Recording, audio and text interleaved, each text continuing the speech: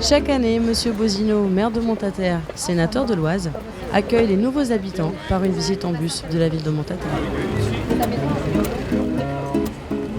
Nous sommes en communauté d'agglomération avec les villes de Creil, de Nogent et de Villers-Saint-Paul, qui a en charge les questions de développement économique, entre autres les bus du STAC, l'eau, l'assainissement.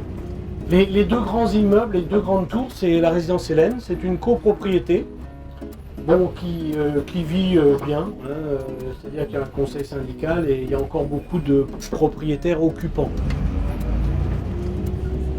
La gare de Montataire, sur la ligne Creil-Beauvais, qui a longtemps été menacée, on a sauvé la ligne, c'est important.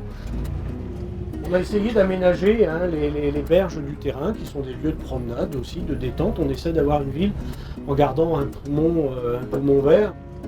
Nous arrivons sur le rond-point des Forges, et les Forges, évidemment, puisque juste derrière, ArcelorMittal, d'où les bobines. D'ailleurs, à terme, là, on travaille dessus, mais au milieu du rond-point, il y aura une bobine d'acier de chez Arcelor.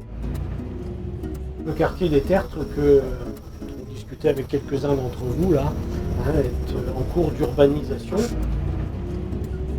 Le quartier du 19 mars, avec les 4 tours, donc Oise Habitat, un immeuble Oise Habitat le 9, et puis une petite copropriété de 40 logements où j'habite. J'habite aussi dans le quartier des Martinets.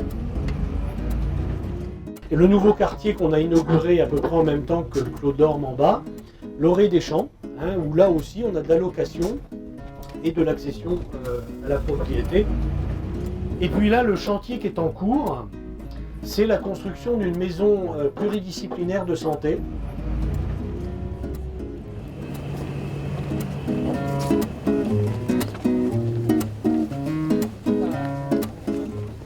Pendant longtemps, le centre de loisirs a été organisé dans les écoles. Et puis, dans les années, fin des années 80, la municipalité a décidé de construire un centre de loisirs pour effectivement sortir les enfants de l'école. Le pavillon que vous avez là sur votre gauche, c'est le restaurant.